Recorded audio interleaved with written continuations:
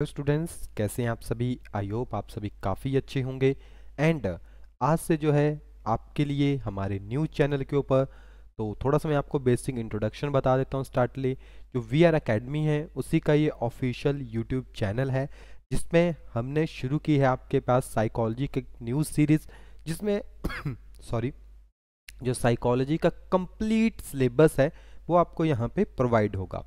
आज थोड़ा सा गले में दिक्कत है तो हो सकता है बीच में आपको थोड़ी बहुत रुकावट देखने को मिले, लेकिन कंटेंट के साथ कोई भी कॉम्प्रोमाइज़ नहीं होगा। क्लियर? तो चलिए ज़्यादा टाइम आपका नहीं लेंगे। चैनल के ऊपर न्यू है तो चैनल को सब्सक्राइब जरूर कीजिएगा। कमेंट करके हमें ज़रूर बताइए कि आपको सेशन कैसा लगा। तो देखिए हमारा टॉपिक क्या है आपके पास, साइकोलॉजी। ये टॉपिक है हमारा साइकोलॉजी। ये पीडीएफ फाइल आपको एज इट इज़ नोट्स की फॉर्म में अवेलेबल होगी। लिंक आपको डिस्क्रिप्शन में मिल जाएगा, या फिर आप वी आर अकेडमी की एप्लीकेशन को डाउनलोड करके इस पीडीएफ फाइल को वहाँ से डाउनलोड कर सकते हैं। जितने भी आने वाले सेशंस होंगे उन सभी की पीडीएफ फाइल जो है आपको एप्लीकेशन में जो है ऑन द स्पॉट वहाँ पे मिल जाया करेगी। तो आप डायरेक्टली वी आर अकेडमी की एप्लीकेशन से भी कर सकते हैं। लिंक आपको डिस्क्रिप्शन में मिल जाएंगे उन सभी के। ओके, एंड हम बात करेंगे आपके पास साइकोलॉजी की। तो देखिए हम कभी भी किसी चीज़ को पढ़ते हैं तो उसको पढ़ने का मोटिव क्या है, यानी सबसे पहले हमारे पास बातें आती है एम की। क्योंकि देखो आप भी पढ़ रहे हो साइकोलॉजी क्योंकि आपको टीचर बनना है, या आपको कोई टेस्ट निकालना है जिसमें साइकोलॉजी आती है, या आपका इंटरेस्ट बहुत ज़्यादा है, यानी आपका कोई ना कोई एम तो है ना, आपका कोई ना कोई एम तो है। इट मीन्स साइकोलॉजी बेसिकली किस चीज़ से रिगार्डिंग है। जैसे आप केमिस्ट्री पढ़ते हो, कुछ एग्जांपल्स के साथ हम चलेंगे। जैसे मान लो आप केमिस्ट्री पढ़ते हो तो आपको पता है केमिस्ट्री में आप फिजिकल एंड जो केमिकल कंपोजिशन होती है किसी भी सब्सटेंस की उसको पढ़ते हो। अगर आप फिजिक्स पढ़ रहे हो तो फिजिक्स में आप फिजिकल फिनोमेनास को स्टडी करते हो। अगर आप मैथमेटिक्स पढ़ रहे हो तो आप उसमें लॉजिकल रीजनिंग मैथमेटिकल प्रॉब्लम को सॉल्व कर रहे हो। क्लियर? यानी एक कारण है। उसी तरह से साइकोलॉजी को पढ़ने का कारण क्या है, वो इसी के जो वर्ड है इसी में आपके पास जो वो छुपा हुआ है। जो साइकोलॉजी वर्ड है आपके पास वो कहाँ से निकला है, आपके पास एक ग्रीक वर्ड से। कहाँ से आपके पास साइकोलॉजी ग्रीक वर्ड से निकला है। ग्रीक में आपके पास जो आप देखते हो या तो लैटिन वर्ड से बहुत वर्ड आते हैं या ग्रीक से आते हैं। तो ये वर्ड आपके पास कहाँ से निकला है, ग्रीक से निकला है जो साइकोलॉजी वर्ड है। तो दो वर्ड से आपके पास मिलकर बना हुआ है, साइकी एंड लोगस। किससे? साइकी एंड लोगस, दो वर्ड से मिलकर आपके पास ये बना हुआ है, जिसमें साइकी का जो मीनिंग होता है वो होता है आपके पास सोल। क्या मीनिंग होता है इसका आपके पास? सोल। अब सोल आपको पता है दिखती नहीं है। क्लियर? दिखती नहीं है। और जो लोगस इसका मतलब होता है आपके पास साइंस। साइंस क्या है? कारण, यानी साइंस, या आप इसको कह सकते हो study of a subject. Science या स्टडी ऑफ अ सब्जेक्ट करके जो आप इसको रिप्रेजेंट करते हो। इसका क्या मतलब है आपके पास कि साइकोलॉजी क्या है? That is the study of soul, study of mind, study of behaviour. इसी तरह से आप रिप्रेजेंट करते हो। अब एक पर्सन के बिहेवियर को क्या एग्जामिन करना इतना इजी है? नहीं ना। जैसे मान लीजिए आप कहते हो कि मैं इस पर्सन को बहुत अच्छे से जानता हूं, लेकिन क्या आप उसको उतने अच्छे से जानते हो? आप देखते हो कभी वो किसी तरह से रिएक्ट कर रहा है, कभी वो यानी चेंज कर रहा है, वो है ना, वो चेंज कर रहा है। जो ह्यूमन है उसका बिहेवियर जो वो वेरी कर जाता है। यानी जब भी स्टडी करना है तो जो साइंस तो एक रीजन के बेसिस के ऊपर चलती है। एक कॉन्सेप्ट एक बार बन गया तो वो हमेशा उसी तरह से वर्क करेगा, है ना। तो साइंस तो यही कहती है कि अगर इसका ये कारण है, जैसे मान लो गुस्सा आ रहा है तो हो सकता है आपको किसी ने चोट पहुंचाई हो, लेकिन गुस्सा आने के और भी बहुत से कारण हो सकते हैं। यानी एक डायनेमिक पर्सनैलिटी को रिप्रेजेंट करता है। किस चीज को रिप्रेजेंट करते हैं आपके पास? डायनेमिक पर्सनैलिटी को। तो इसमें जो मेन चीज है वो आते हैं आपके पास मेन एक्सपीरियंस। ठीक है, क्या टर्म आती है आपके पास? एक्सपीरियंस। एक्सपीरियंस के बेसिस के ऊपर ही आप जो है अपने एक्शन शो करते हो। क्लियर? जिसको हम फर्स्ट टर्म में आपके पास रिप्रेजेंट करते हैं मेंटल प्रोसेस। क्या कहते हैं उसको? Mental process. मैंने क्या कहा कि आदमी को गुस्सा क्यों आ रहा है? क्योंकि हो सकता है उसको किसी ने चोट पहुंचाई हो, लेकिन जब उसको चोट पहुंचाई गई है तो वो किसी भी पैटर्न में हो सकती है। तो कभी भी आपको मान लो गुस्सा आ रहा है, या तो ये सभी चीज़ें किस चीज़ के बेसिस के ऊपर है, आपकी मेंटल यानी आपका जो दिमाग है, ठीक है, आपकी सोचने समझने की ताकत है, वो किस तरह से जो वर्क करती है, उसको क्या कहते हैं, मेंटल प्रोसेस। आगे जाके डिफरेंट डिफरेंट साइकोलॉजिस्ट ने बहुत अच्छे से इनको एक्सप्लेन किया है। मैं जस्ट अभी जो हम आपको बता रहे हैं वो एकदम बेसिक वे में बता रहे हैं। इसके बाद आप कह सकते हो psychology is the study of experience of the people. ठीक है, ये टर्म अभी भी हमने आपके पास लिखी थी। साइकोलॉजी क्या होती है, जो एक्सपीरियंस होते हैं उनकी स्टडी है। अब किसके एक्सपीरियंस, लोगों के। आपने देखा होगा जब हम कोई भी थ्योरी पढ़ते हैं तो हम देखते हैं कि डिफरेंट डिफरेंट जगह के ऊपर जाके पर्सन ने डिफरेंट डिफरेंट स्टडी की है ना, बहुत से एक्सपेरिमेंट किए हैं, तभी तो वहां से आया है। क्लियर। इसको आप कह सकते हो बिहेवियर के बेसिस के ऊपर। अब जो स्टडी होगी, अब ऐसी कोई मशीन तो है नहीं कि आपके साथ लगाएंगे और आपका बिहेवियर पता लग जाएगा, नहीं। आप किस तरह से एक्ट कर रहे हो, आपका बिहेवियर कैसा है, बिहेवियर के अंदर आपके पास क्या आएंगे, रिस्पॉन्स आएंगे। आपके जो रिस्पॉन्सेज है वो कैसे आ रहे हैं, आपके जो रिएक्शन है वो किस तरह से आ रहे हैं, उसी के बेसिस के ऊपर जो है हम पता कर सकते हैं कि आप किस तरह से जो एक्ट कर रहे हो। बिहेवियर से आपके, जैसे हम दो टर्म्स पढ़ते हैं, एक होता है एसआर थ्योरी, पढ़ते हैं हम बाद में, ठीक है, जो थॉरेनडाइक ने भी आपके पास रिप्रेजेंट की थी, SR theory, stimulus and response. तो लेकिन अभी जो है हम जो अभी आपको करवा रहे हैं, हम ऐसा मान के चल रहे हैं कि आप फर्स्ट टाइम जो साइकोलॉजी पढ़ने आ रहे हो। जैसे कभी बच्चा स्कूल में आता है तो फर्स्ट टाइम आता है पढ़ने के लिए, उसी के बेसिस के ऊपर हम आपको अभी जो है यहाँ पे स्टडी करवाएंगे। क्लियर। तो ये तो एक चलो बेसिक हो गया। अब घूम फिर के बात वही आ गई कि what is the aim, psychology का एम क्या है। आपने देख लिया साइकोलॉजी क्या है, एक ग्रीक वर्ड से लाया गया है, साइकी प्लस लोगस, जिसका मतलब होता है सोल या साइंस या स्टडी ऑफ सॉरी सब्जेक्ट। ठीक है, स्टडी ऑफ सब्जेक्ट आपके पास हो गया, इन्हीं की स्टडी होती है, यानी साइंस ऑफ सोल कह सकते हो आप, या स्टडी ऑफ सोल आप कह सकते हो, यानी आपको चीज़ों को पढ़ना है। इसी के बेसिस के ऊपर आपके पास mental process, experience of the peoples, behaviour के बेसिस के ऊपर हम इसको एक्सप्लेन करते हैं। और अब एम क्या है इसका, देखो साइकोलॉजी का एक ही एम है आपके पास, जो ह्यूमन लाइफ है उसको इजी बनाना। आप देखते हो ना आज की दुनिया में हर एक पर्सन डिप्रेशन के साथ जो वो जूझ रहा है, कारण क्या है कि उनको पता ही नहीं है कि मेंटल यानी आपका दिमाग क्या चाहता है। देखो हमेशा आपको प्लेजर चाहिए, है ना, लेकिन आपको प्लेजर अपने कंफर्ट जोन के बाहर आके ही मिलता है, लेकिन आपकी बॉडी कभी भी उससे बाहर नहीं जाना चाहती, कंफर्ट जोन से बाहर नहीं जाना चाहती, वो उसी कंफर्ट जोन में रह के प्लेजर ढूंढ रही है। और उस कंफर्ट जोन में जब तक आप हो तब तक जो है आपको किसी भी वे में जो है वो सक्सेस नहीं मिलेगी। क्लियर। तो बहुत इंपॉर्टेंट टर्म है आपके पास। क्लियर। साइकोलॉजी की बात करें तो साइकोलॉजी एक डिसिप्लिन होती है आपके पास, यानी डिसिप्लिन का मतलब है कि एक प्रॉपर सीक्वेंस है। आपने देखा होगा अराउंड 1879 में जो विलियम वुंड थे, ओके, उन्होंने फर्स्ट लेबोरेटरी सेट की थी आपके पास लिप्जिंग में। अब आप कहोगे जी साइकोलॉजी के लिए लेबोरेटरी की जरूरत है। एक्चुअली देखो एक्सपेरिमेंट तो करने पड़ेंगे, डिफरेंट डिफरेंट एक्सपेरिमेंट करने पड़ते हैं। क्लियर। तो विलियम वुंड आपको पता है, उनको फादर ऑफ साइकोलॉजी करके भी हम रिप्रेजेंट करते हैं।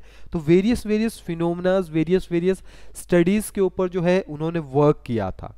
ठीक है, आपने वहां इंट्रोसेप्शन मेथड्स फिर आपके पास डेवलप हुए, यानी किस तरह से पर्सन सोच रहा है उसके ऊपर वर्क करना शुरू किया। तो फर्स्ट टर्म क्या आती थी आपके पास कि जो आपके पास साइकोलॉजी है वो क्या है, एक नेचुरल साइंस है। क्या आपके पास एक नेचुरल साइंस है।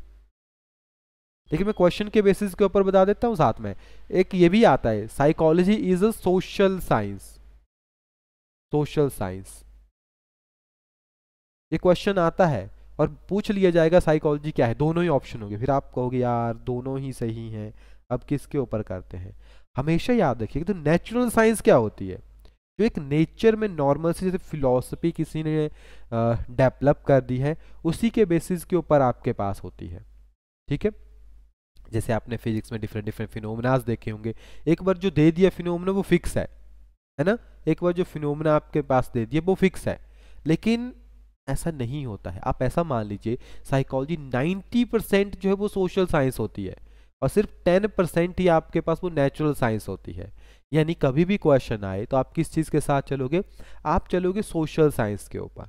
किसके ऊपर चलोगे, आप चलोगे सोशल साइंस के ऊपर, कि जो साइंस जो साइकोलॉजी है वो क्या है आपके पास एक सोशल साइंस है। कारण क्या है, देखिए एक एग्जाम्पल लेके चलते हैं। ओके, एक एग्जाम्पल लेके चलते हैं, एग्जाम्पल से आप अच्छे से समझ लोगे। कोई दो स्टूडेंट मान लेते हैं, ठीक है, एक को मैं S1 करके रिप्रेजेंट कर देता हूँ, दूसरे स्टूडेंट को मैं S2 करके जो है आपके पास रिप्रेजेंट कर देता हूँ। दोनों स्टूडेंट जो है वो डिफरेंट डिफरेंट जगह के ऊपर रहते हैं।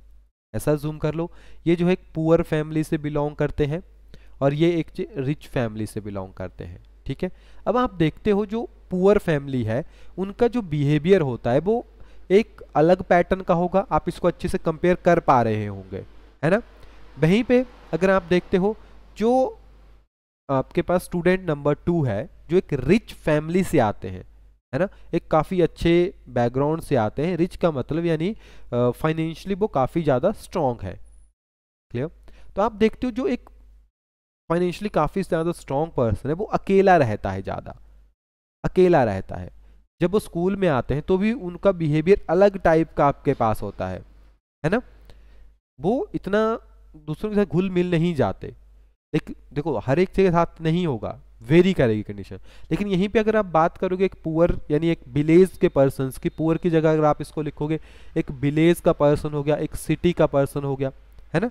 दोनों में क्या होता है, दोनों का जो बिहेवियर अलग होता है। जो गांव में लोग रहते हैं वो इकट्ठा रहते हैं, यानी आप देखते हो कोई काम होगा गांव में सभी मिलके करेंगे। शहरों में क्या होता है, जैसे कोई मान लो फंक्शन है तो विलेज में जो फंक्शन होता है वो इकट्ठा मिलके करते हैं, सभी गांव वाले भी इकट्ठे हो जाएंगे। शहरों में ऐसा होता ही नहीं है, पैसे देंगे होटल्स वगैरह में कर लेंगे, वो सभी चीज़ें वहाँ पे करते हैं। यानी दोनों के सोशल वे में, कल्चर में बहुत ज़्यादा डिफरेंस है ना।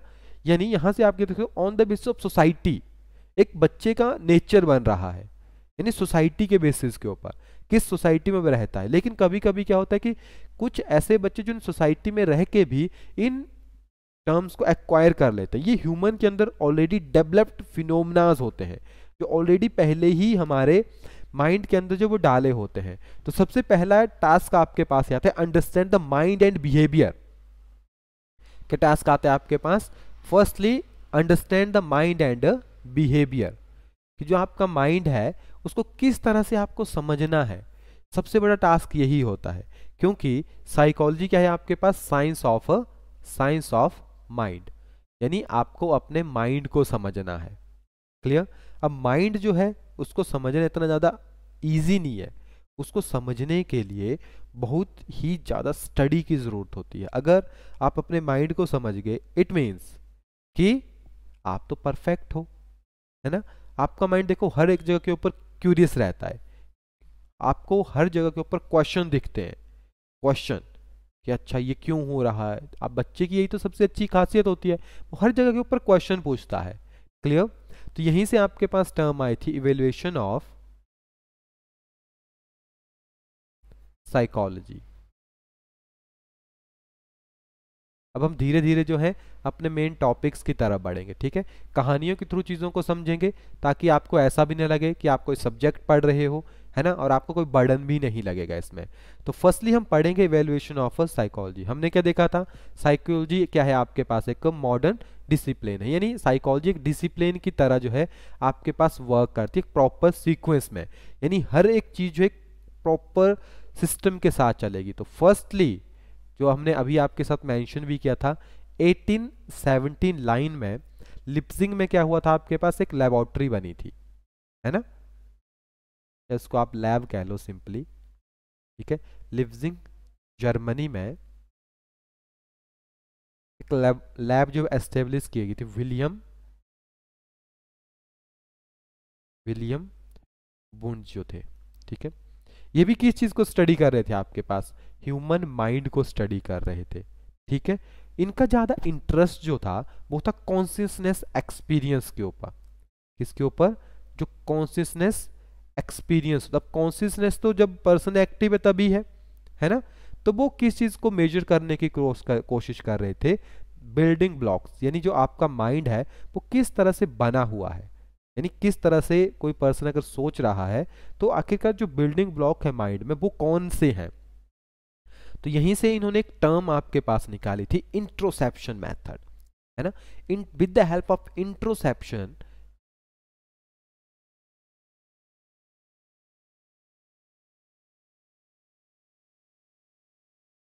With the help of introspection इन्होंने जो है आपके पास रिप्रेजेंट किया था अपनी थ्योरी को। ओके, तो इंट्रोसेप्शन से क्या टर्म इन्होंने फिर ड्राइव कर दिया आपके पास, स्ट्रक्चरलिज्म। देखो स्ट्रक्चर है ना, किसी स्ट्रक्चर के या स्ट्रक्चरलिस्ट अप्रोच जिसे आप कहते हो, तो इंट्रोसेप्शन से ही आपके पास क्या निकली थी, स्ट्रक्चरलिस्ट टर्म जो है वो निकली थी। अब ये इंट्रोसेप्शन है क्या, देखो कॉन्शियसनेस समझ रहे हो ना, कि इसको हिंदी में कहते हैं चेतना। जैसे अभी आप सुन रहे हो मेरे को, तो आप एकदम क्या हो, एक्टिव हो, है ना, आप क्या हो, एकदम एक्टिव हो, यानी आपका माइंड जो है वो एक्टिव है, तो वो कॉन्शियसनेस में है। बहुत सी चीजें आपके माइंड में सोई हुई रहती है, अनकॉन्शियस माइंड में रहती है, ज्यादातर चीजें तो अनकॉन्शियस होती है। तो कॉन्शियसनेस के ऊपर इंट्रोसेप्शन मेथड वर्क करता था, यानी एक सब्जेक्टिव अप्रोच थी ये। कैसी,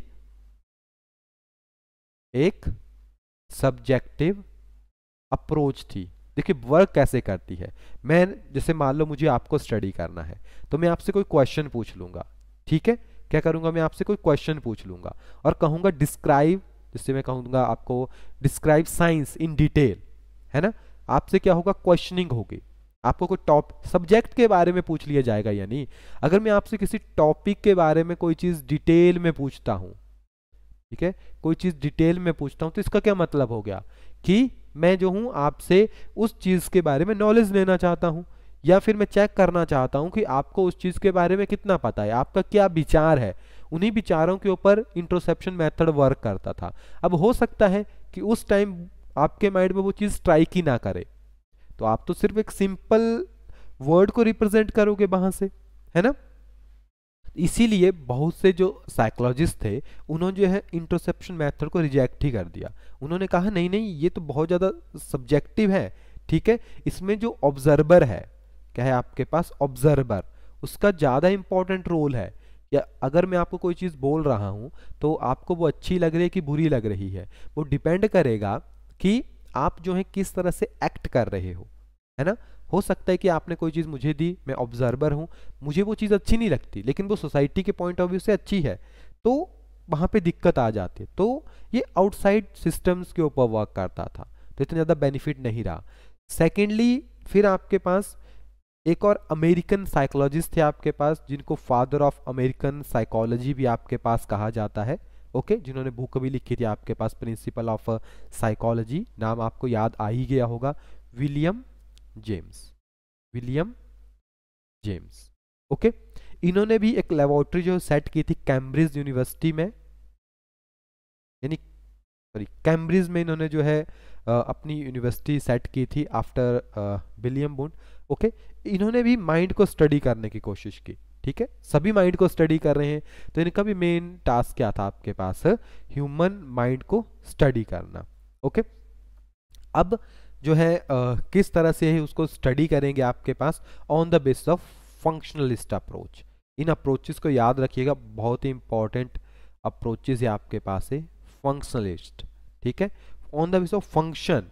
अब फंक्शन किस चीज के बेसिस के ऊपर होगा, देखो इन्होंने जो है टारगेट किया था किस चीज को, इन्होंने इंटरेक्शन देखी कि कोई भी पर्सन किस तरह से जो है एक्ट कर रहा है अपने एनवायरनमेंट के साथ। एनवायरनमेंट मीन्स कि बाहर जो पर्सन्स हैं, जैसे मान लो आपका कोई एक्शन आ रहा है, तो आप कौन से एनवायरनमेंट में रहते हो। पीछे क्या था, एक सीधा सब्जेक्टिव अप्रोच कर रहे थे, ठीक है, तो यहाँ पे कॉन्शियसनेस को तो अप्रोच किया ही गया, प्लस साथ में इंटरेक्शन देखी गई, यानी इंटरेक्शन या interacting with the environment. Okay, यानी जो आपकी मेंटल प्रोसेस है, mental process interacting with the environment, यानी इन दोनों को इन्होंने कंबाइन फॉर्मेट बना दिया। जो ऊपर था उसको तो उन्होंने रखा, साथ में उन्होंने एनवायरनमेंट को जो है उसको भी यहाँ पे जो आपके पास जोड़ दिया गया, ठीक है। एंड ये जो है काफ़ी इन्फ्लुएंस थे जो आपके पास विलियम जेम्स थे, जो जॉन डीवे हैं। ओके, एंड जो जॉन डीबे हैं, इन्होंने जो उनकी अप्रोचेस थी on the base of human, वो भी काफ़ी उन्होंने वहाँ से एक्सेप्ट की हुई थी। क्लियर। इसके बाद और ज़्यादा आपके पास टर्म्स डेवलप हुई, तो इन अर्ली 20th सेंचुरी में जो है आपके पास आए थे गेस्टल साइकोलॉजिस्ट, गेस्टल्स साइकोलॉजिस्ट। ठीक है, यहाँ से क्वेश्चन बनता है, जैसे इन्होंने थोड़ी थोड़ी टर्म्स आपके पास रिप्रेजेंट की थी, जिससे आप जैसे होल टर्म रिप्रेजेंट करते हो, ऑफ कहते हो, फिर आप उसको फ्रॉम कहते हो, है ना, ये क्वेश्चन भी आ जाता है। तो ये इन सभी की टर्म है, गेस्टल्स के मीनिंग है, मतलब कि ये आपके साथ या कि किस चीज़ के साथ डील कर रहे हैं आपके पास। ये स्पेशली जो है आपके पास डील करते हैं एक कंबाइंड सिस्टम के साथ। क्लियर। ये बेसिकली जो स्ट्रक्चरलिस्ट अप्रोच थी विलियम जेम्स की, उसके ऊपर जो विलियम वुंड की, उसके ऊपर इन्होंने अपना रिएक्शन जो है वो दिया था। इन्होंने कंबाइन स्टडी करते थे। ठीक है, पर्सन का चाहे एक्सपीरियंस हो गया, उन चीज़ों को इकट्ठा करके जो है मेनली मानते थे कि हमें इन दोनों को इकट्ठा स्टडी करना है। क्लियर। ठीक है। एंड इसके बाद जो नेक्स्ट हमारे पास आए थे, that is a fourth one, behaviourist approach. ठीक है, स्ट्रक्चरलिज्म के बाद जो नेक्स्ट अप्रोच थी आपके पास क्या होती है, बिहेवियरिज्म।